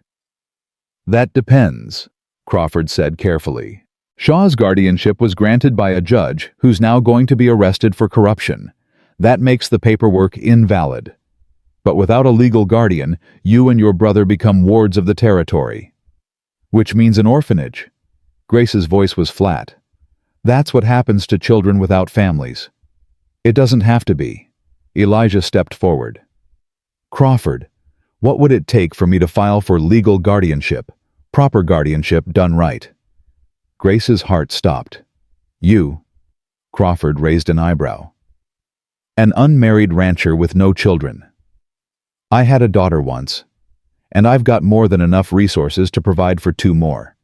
Good land, steady income room in my house, and—" Elijah glanced at Rosa, still unconscious on the table, then at Grace, sitting in the corner with Samuel in her arms. "And a family that's already starting to feel like one." Crawford was quiet for a long moment. "It won't be simple. There'll be hearings, background investigations. You'll need character witnesses, financial documentation. I'll get whatever you need. The territory might fight it. Children are usually placed with relatives, not strangers. Grace has no relatives. Shaw killed everyone who might have taken them in." Elijah's jaw tightened. "And I'm not a stranger anymore. Not after everything we've been through." "Grace." Crawford turned to her. "This has to be your choice too. Do you want to stay here with Mr. Cole?" Grace looked at Elijah. She thought about the night he'd found her in the snow, the way he'd held her hand while Dr. Harper set her leg, the story he'd told about Lily about loss, about learning to be brave again. She thought about Rosa, who'd risked her life for letters she couldn't even read, about the way this house already felt more like home than anywhere she'd lived since Mama died. "Yes," she said softly. "I want to stay." Something shifted in Elijah's face. The hard lines around his eyes softened. His shoulders dropped like a weight had been lifted. "Then that's settled." Crawford pulled a notebook from his pocket. "I'll file the preliminary paperwork today. Given the circumstances, I think I can expedite things. Thank you, Marshal. Don't thank me yet. Shaw's still out there. Crawford's expression darkened. Until he's caught, none of you are truly safe. The words hung in the air like a warning. 3 days passed. Rosa woke on the second day weak but coherent, already complaining about being confined to bed. Stubborn woman, Elijah said, but his voice cracked with relief. Someone has to be, Rosa shot back. You'd fall apart without me. Grace laughed, really laughed for the first time in months. Her leg was healing well, Dr. Harper said. The bone was setting straight. She'd have a limp for a while, maybe always, but she'd walk again, run again eventually. Samuel seemed to sense the change in atmosphere. He smiled more fussed, less let Rosa hold him without crying for Grace. He knows, Rosa said one afternoon, bouncing Samuel on her good knee. Children always know when they're safe. Grace was starting to believe it. But she still checked the windows every few hours, still tensed at unexpected sounds, still dreamed about Shaw's face, his smile, the sound Mama made when she hit the water 40 feet below. Some fears didn't disappear just because the danger had passed. On the fourth morning, Grace woke to voices in the kitchen. Not alarmed voices. Businesslike. Official. She grabbed her crutch, Dr. Harper had made it for her from a tree branch, and hobbled out to investigate. Marshal Crawford was there along with 2 men in suits she didn't recognize. Elijah sat at the table signing papers while they watched. What's happening? Crawford smiled. Good news, Miss Grace. The Territorial Court has approved Mr. Cole's petition for emergency guardianship. As of this morning, you and Samuel are legally his wards. Grace's crutch clattered to the floor. Really, it's official. Signed, sealed, and filed. Crawford held up a document covered in stamps and signatures. Judge Harrison, a new appointment untainted by the corruption investigation, granted the petition personally. Said he'd never seen a clearer case of children belonging with someone who actually wanted them. Grace turned to Elijah. He was watching her with an expression she couldn't quite read. Hope, maybe, and fear. The same fear she felt. Is this what you want? She asked. Really want? Because I know we're trouble.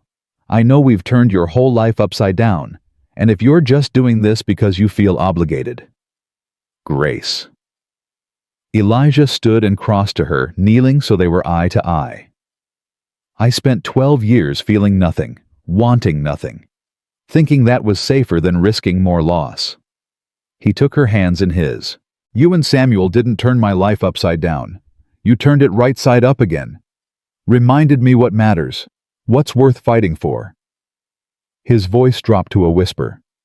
I can't replace your mama. I wouldn't try. But I'd be honored, truly honored, if you'd let me be your family. For as long as you'll have me.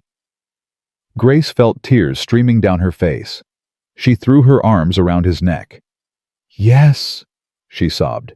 Yes, yes, yes. Elijah held her tight, one hand cradling the back of her head, and Grace felt something settle into place inside her. Home. This was home. The moment was broken by Rosa's voice from the bedroom. Is someone going to bring me my grandson, or do I have to get up and get him myself? Grace laughed through her tears. I'll get him.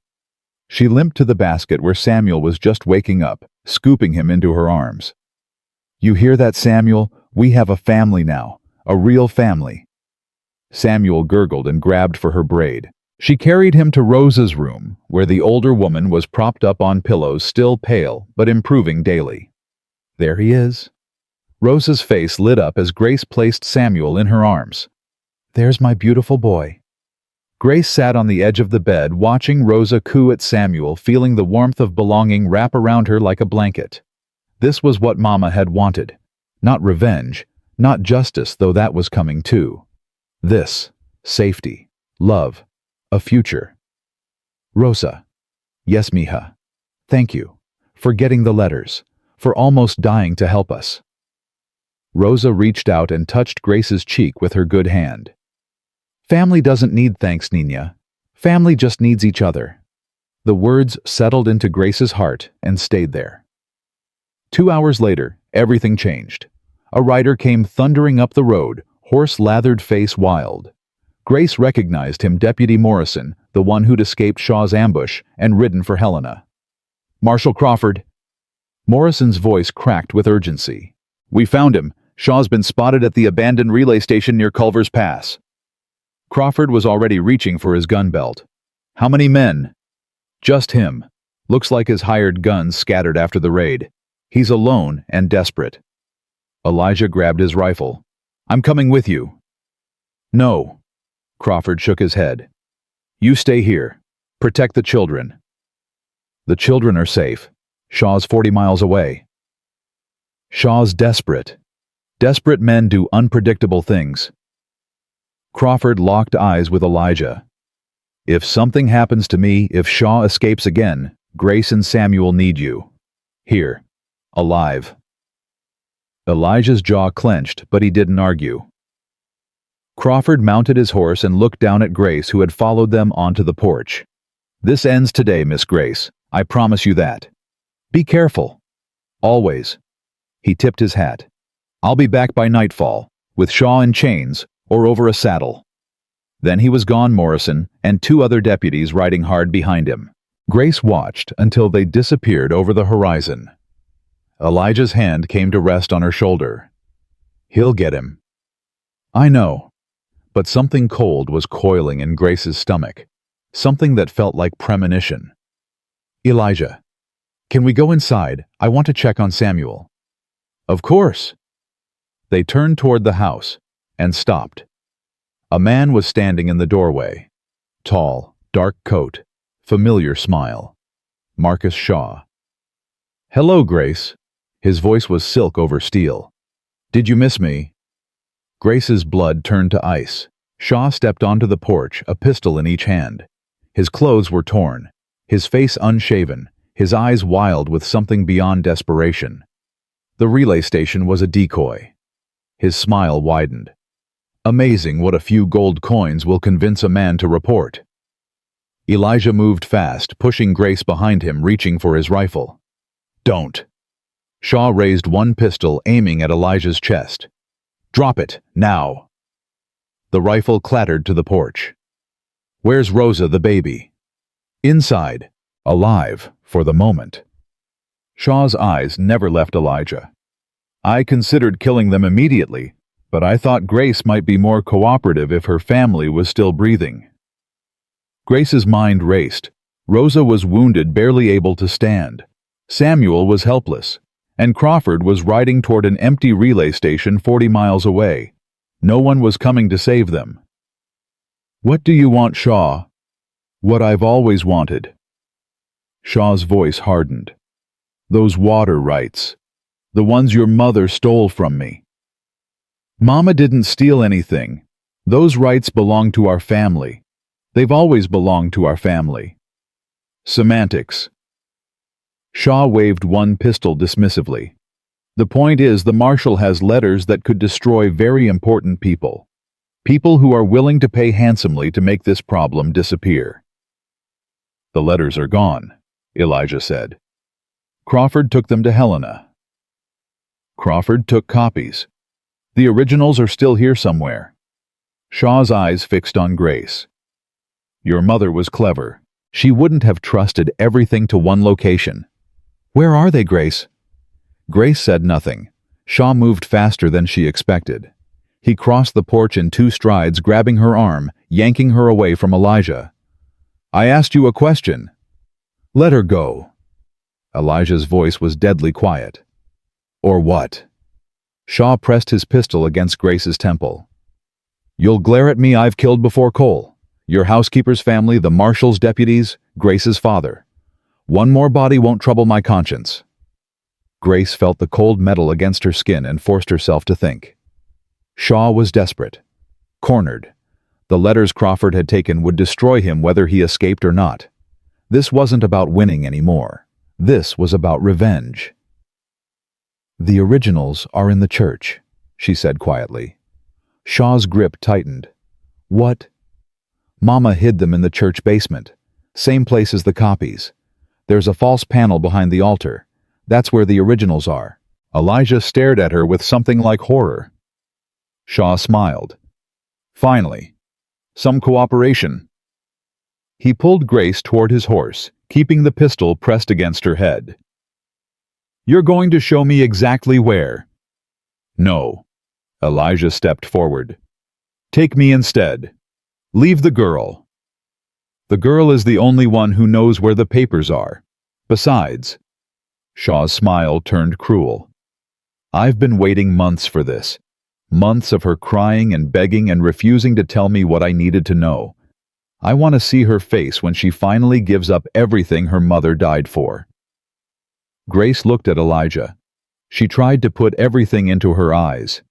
Trust me. I have a plan. Don't do anything stupid. Whether he understood or not, she couldn't tell. Shaw hauled her onto his horse, climbing up behind her, one arm locked around her waist, the pistol still pressed to her ribs. If you follow us, Cole, I'll kill her. If you send word to Crawford, I'll kill her. If you do anything except sit here and wait, I'll kill her slowly and leave her body where you'll find it. Then he kicked the horse into motion, and Grace watched Elijah's face disappear into the distance. They rode hard for an hour. Grace's broken leg screamed with every jolt, but she gritted her teeth and said nothing. She needed Shaw focused on the destination, not on her. The church appeared through the trees as the sun began to set. Grace recognized it immediately. She'd been baptized here, had attended Sunday services with Mama and Papa before everything went wrong.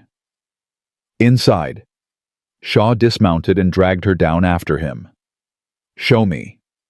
Grace limped toward the church door, her mind working furiously. There were no original documents. She'd made that up. Mama had only ever made one set of copies, and Rosa had already retrieved them.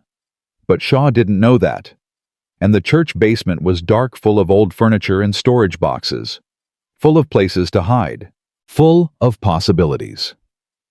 She pushed open the heavy wooden door. The sanctuary was empty, silent, except for the creak of old wood. Father Pike would be at home this time of day, preparing his supper.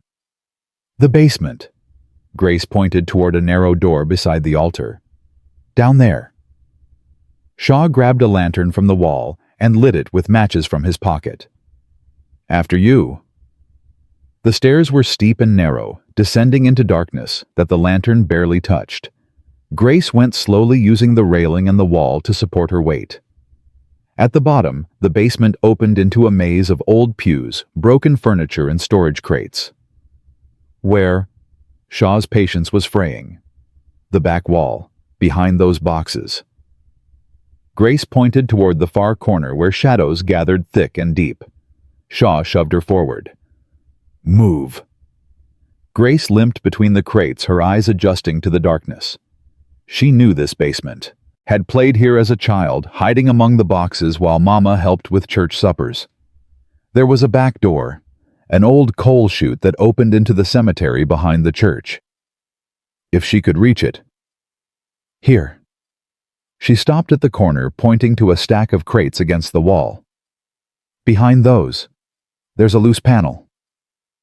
Shaw set down the lantern and began moving boxes, his back to her for just a moment. Grace didn't hesitate. She grabbed the heaviest thing within reach, a brass candlestick from an old altar set, and swung it at Shaw's head with every ounce of strength she had. He heard her coming, turned, but not fast enough. The candlestick caught him on the shoulder instead of the skull. He staggered, cursing, his pistol coming up. Grace was already running. Her leg buckled on the third step, sending her sprawling across the dirt floor. Pain exploded through her body, white hot and blinding. Shaw's boot came down on her back, pinning her. Stupid girl. His voice was breathless with rage. Did you really think you could fight me? He grabbed her hair, yanking her head back, pressing the pistol against her throat. I was going to make this quick, painless even. But now, I think I'll take my time. Grace closed her eyes. Mama, she thought. I tried. I really tried. Let her go! The voice came from the stairs. Shaw spun, dragging Grace with him. Elijah stood at the bottom of the steps, silhouetted against the light from above.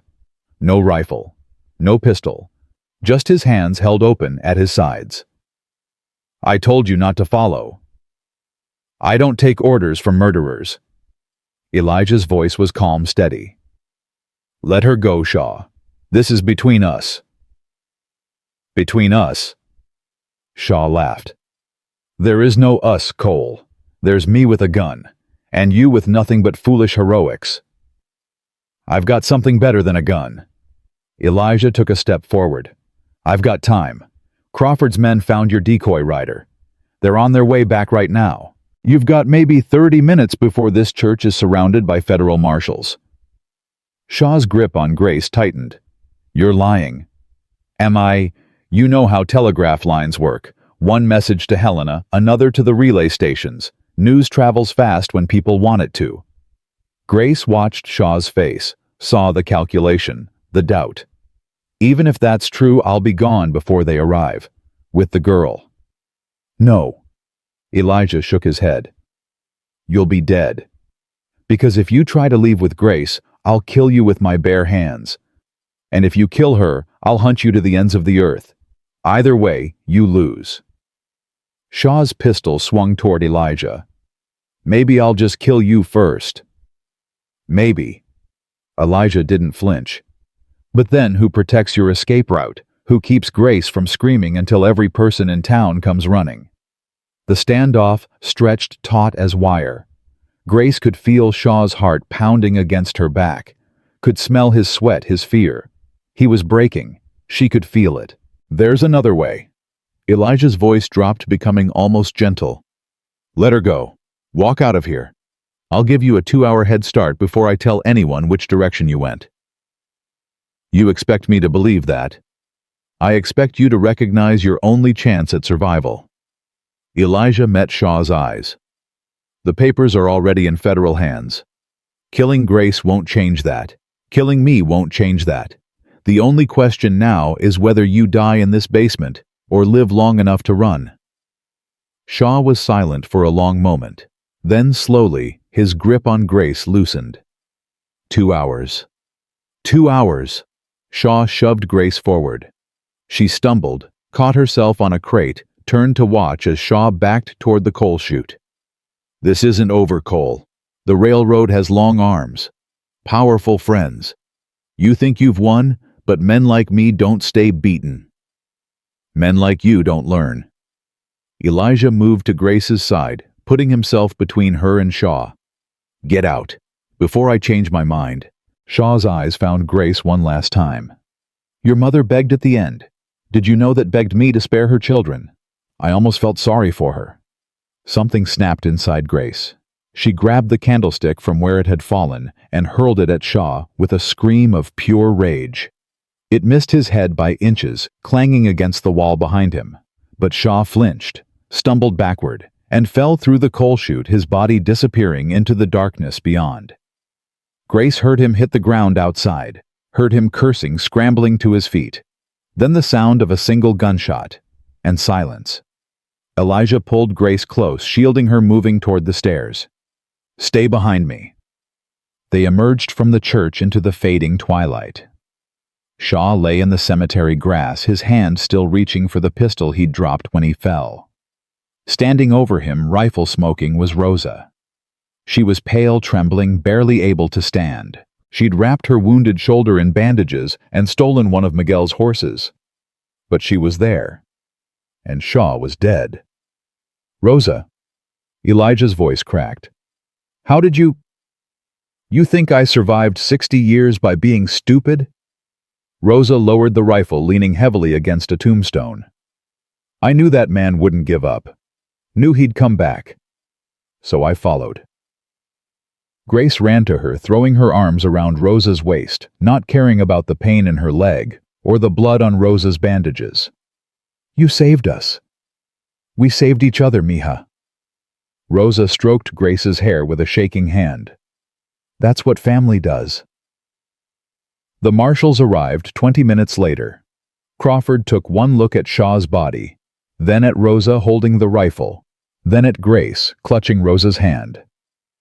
"I'm going to need a full report." Later. Elijah's voice left no room for argument. "Right now, I'm taking my family home." Crawford studied him for a moment, then nodded. Later. The ride back to the ranch was quiet. Grace sat in front of Elijah on his horse, her head against his chest, listening to the steady beat of his heart. Samuel was crying when they arrived, hungry and confused by all the strangers who'd been coming and going. Grace took him from the deputy who'd been watching him and carried him to Rosa's room, where the older woman had already collapsed onto her bed. "Bring him here." Rosa's voice was weak but warm. "Let me hold my grandson." Grace placed Samuel in Rosa's arms and sat on the edge of the bed watching them together. "It's really over," she asked. "It's really over." Elijah appeared in the doorway. "Shaw's dead. His accomplices are being arrested. The railroad company is already trying to distance itself from the whole mess. And the water rights? Yours. Yours and Samuel's. Crawford says the territorial court will officially recognize your family's claim within the month." Grace looked down at her hands, the same hands that had dragged Samuel through a blizzard, that had held Mama's measuring stick, that had swung a candlestick at her mother's murderer. They didn't look like a child's hands anymore. "Grace," Elijah sat beside her. "You all right?" "I don't know." The honesty surprised her. "I thought when Shaw was gone I'd feel different, happy, free. But I just feel tired." "That's normal." Rosa's voice was soft. "After a storm passes, there's always cleanup, healing. It takes time." "How much time?" "As much as you need." Elijah put his arm around her shoulders. "We're not going anywhere." Grace leaned into him, feeling the warmth of his body, the strength of his arm. For so long she'd been alone. Even when Mama was alive, the fear had been there. The knowledge that something terrible was coming. But now, surrounded by people who loved her, who had fought for her, who had chosen her, Grace felt something she hadn't felt in years. Peace. Spring came to Montana like a promise kept. The snow melted, the creeks swelled with fresh water, and the grass on Elijah's ranch turned green for the first time since Grace had arrived. She could walk now without her crutch, though she still limped slightly. Dr. Harper said she always would, a reminder of the night she'd crawled through a blizzard to save her brother's life. Grace didn't mind. Some reminders were worth keeping. The guardianship hearing happened in April, in a courtroom filled with sunlight and the smell of spring flowers. Judge Harrison reviewed the paperwork, asked Grace and Samuel a few questions, and signed the final documents without hesitation. "Elijah Cole," he announced, "you are hereby granted full legal custody of Grace and Samuel Brennan. May God bless your new family." Grace had expected to feel different when it was official. Expected some great weight to lift some fundamental shift in the universe. Instead, she just felt like she was coming home. "Can I change my name?" she asked on the ride back to the ranch. "Can I be Grace Cole now?" Elijah was quiet for a moment. "If that's what you want." "It's what I want." Grace looked at him. "I'll always remember Mama. I'll always be a Brennan in my heart. But I want the world to know I belong somewhere now. That I have a father." Elijah's eyes glistened, but he didn't look away. "Then Grace Cole it is." That evening, the whole family gathered in the kitchen for dinner. Rosa had recovered enough to cook again, and she'd made all of Grace's favorites: roast chicken, fresh bread apple pie with sugar crust. Miguel was there, his shoulder healed. Dr. Harper had stopped by, claiming he was just checking on his patients, but staying for pie. Samuel sat in a high chair Elijah had built, banging a spoon against the tray and laughing at the noise. Grace looked around the table at these people who had become her family. Not by blood, not by obligation, by choice. "I want to say something." She stood, her voice trembling slightly. "A year ago, I watched my mother die. I thought my life was over. I thought Samuel and I would never be safe again." She took a breath. But then I met Elijah, and Rosa, and Dr. Harper, and all of you. And I learned something Mama always tried to teach me, but I never really understood. She looked at Elijah. Family isn't just the people you're born to. It's the people who choose you, who fight for you, who love you when they don't have to. She raised her glass of milk. To family, the one we lost, and the one we found. Around the table, glasses rose. To family. After dinner, Grace walked outside to watch the sunset. The sky was painted in shades of orange and pink, and the air smelled of new grass and wildflowers. In the distance, she could hear Clearwater Creek running fast and strong, swollen with spring snowmelt. Elijah joined her on the porch. "Penny, for your thoughts." Grace smiled. "I was thinking about Mama, about how much she would have loved this. I think she knows." Elijah put his hand on her shoulder. "I think wherever she is, she's watching, and she's proud." "You really believe that?" "I have to." His voice was rough. "Because I believe Martha and Lily are watching me, seeing me finally live again, finally be the man I should have been all along." Grace leaned against him. "Do you think they'd like me, Martha and Lily?" "I think they'd love you." Elijah's arm tightened around her. "Just like I do." The words hung in the air, precious and new. "I love you too," Grace whispered. "Papa." It was the first time she'd called him that. Elijah's breath caught. For a long moment neither of them spoke. Then Rosa's voice drifted from inside. "Grace Samuel needs changing, and my shoulder still hurts." Grace laughed, the sound bright and free. "Coming, abuela." She started towards the door, then paused, looking back at Elijah. "Thank you. For finding me in the snow. For not giving up on me. For everything. Thank you for letting me." His voice was thick with emotion. For giving an old cowboy a reason to believe in second chances. Grace smiled one more time, then went inside to help with her brother.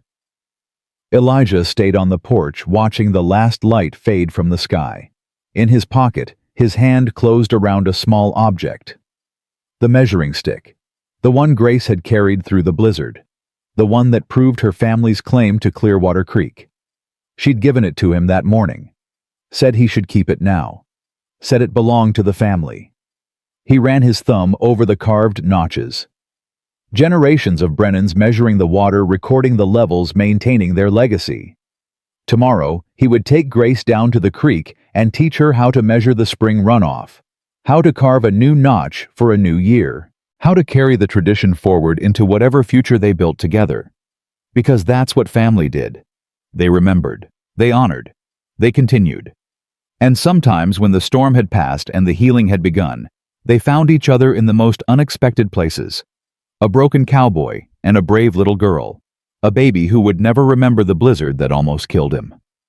A housekeeper who'd become a grandmother.